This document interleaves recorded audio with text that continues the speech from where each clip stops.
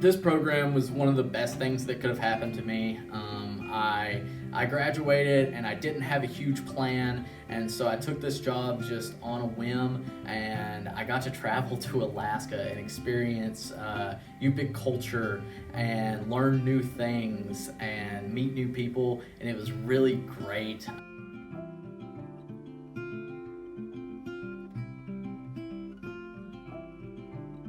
Another reason I decided to pursue this internship was because it was a really good transition period, because I didn't want to go directly into having my own classroom. I graduated on December 11th, and some of my friends actually started teaching in their own classrooms after Thanksgiving because we were done with our internships then. I knew that was not for me. So when I logged on to the Zoom call to see what they wanted from Alaska, they said, we're looking for someone to come for 4 months, and you're not starting in your own classroom, but you're still getting that hands-on experience of teaching and working with kids and doing differentiated instruction. So you're able to transition into being in a school full-time with those students, but you're also with their teachers. Also, another reason was just because they sold Alaska in terms of not just the students and the schools, but the environment that you're living in. It's a whole new culture. There's different languages that you get to experience. We saw so many different animals, try new foods, and so you're able to still be in the United States, but you're far enough away that it feels like a whole new place, a whole new world that you haven't experienced yet. Through completing my teaching program at App State, I was able to get the information that I needed to go into a classroom and start teaching immediately. I didn't feel insanely confident about it, not necessarily, but once I got into a classroom and just started falling into the way the classroom worked and the relationships with the students and all those things, it all came naturally to me because of all of the work I put in App State. And so I was prepared to go straight into a classroom, whether it be in North Carolina or Alaska or wherever that might be. I did feel prepared through my education. My experiences at Appalachian State University helped prepare me with the field experiences, the practicums, and especially my student teaching block. Those gave me hands-on practice and just really opened me up to not doing just core classes and not applying it or getting to work with kids. So I think it really helped prepare me, especially with having a teaching degree, to come in and be an interventionist here. It was a really great opportunity, and having taken several courses in reading and mathematics, it really did help ease the transition here, because This job and this experience is really low risk, high reward.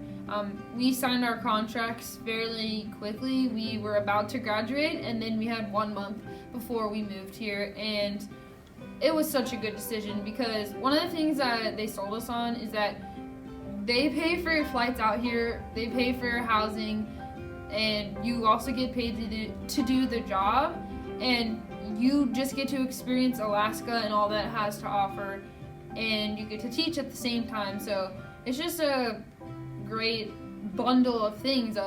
You don't have a lot of things that you have to worry about right outside of school.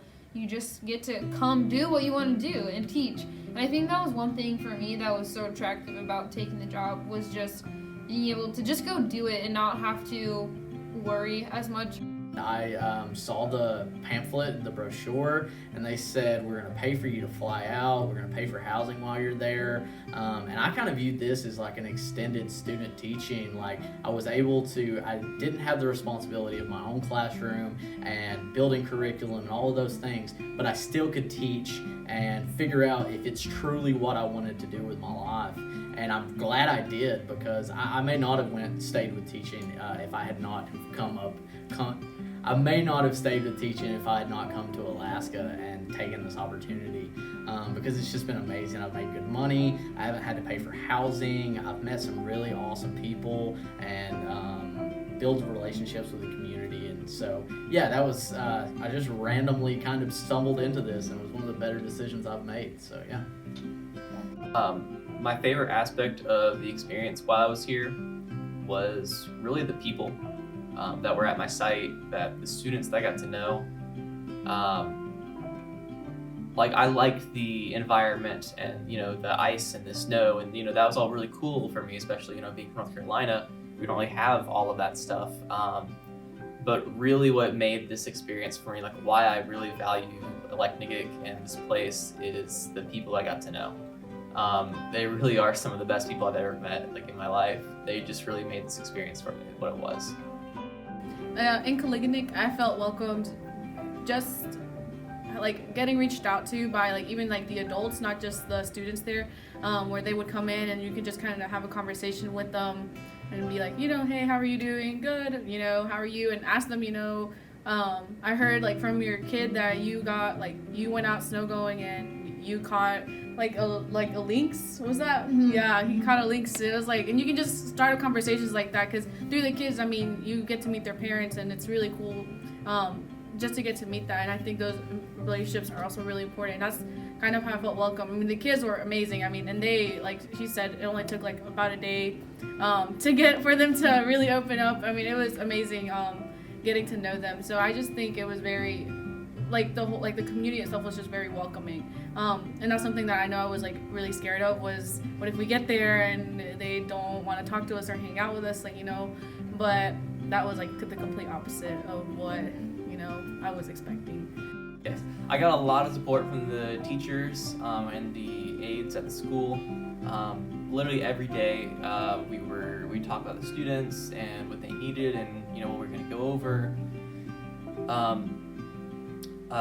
For example, pulling up the elementary schoolers. I did that in the mornings, and a lot of times before school, Kylie and I would come together, and she'd be like, okay, cool, well, in class right now we're working on, say, multiplying with decimals numbers, like that, that's what we're working on in class. So and so she would be like, so okay, well, here's some extra work that we've been working on in class, if you want to help them go through this with some more specialized attention. And so we really did work together with the students. It wasn't like I was doing my thing and the teachers were doing their thing. It was very much a collaborative effort. And like I kind of mentioned, I worked a lot with in-class support with the middle school. And so it was directly just Noonie and I are talking about, okay, what does each individual student need? How does each individual student learn best? Because Noonie's really big on, differentiation and, how to give different students accommodations, whether or not that's in the 504 and IEP, or just that's what the student needs. And so, really, it was I come in after that first week, I basically knew how does each student learn, what are their special things that they're really good at, things that they struggle with, and it really just was that all the teachers there really just want what's best for the students, and they're gonna make sure that what's best for their students. But I think my biggest takeaway is to try to convince other people to get out of their comfort zones, because I want everyone to get to experience what I did. And I know that's not possible, and it's cool that it's just our little thing that we have, and no one else got to experience that. But at the same time, there's so much world out there that we don't know. And being from the lower 48 and then coming to Alaska, you're literally still in the same country, but there are so many things that we got to learn that I had no idea about, just especially culture-wise. I figured I would come out here for 4 months, and I had visited Alaska, so I knew, I'd seen it, and I knew it was pretty, and it'll be fun, and it'll be great, and I'll teach, and it'll be, and I'll go home.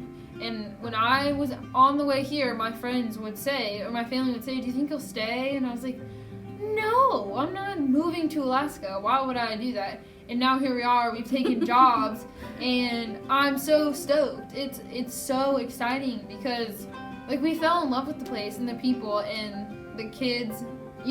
Even though we're not working with our kids anymore, they're the reasons we took jobs in another district, or another village in this district, because we just loved it so much. So I think it's one of those things that, you're just like, I would never do that, and then 5 months later, here we are doing it. So yeah. I would recommend this program to others. It was a great experience. Like Haley and Jenny were saying, it's very much low risk, high reward.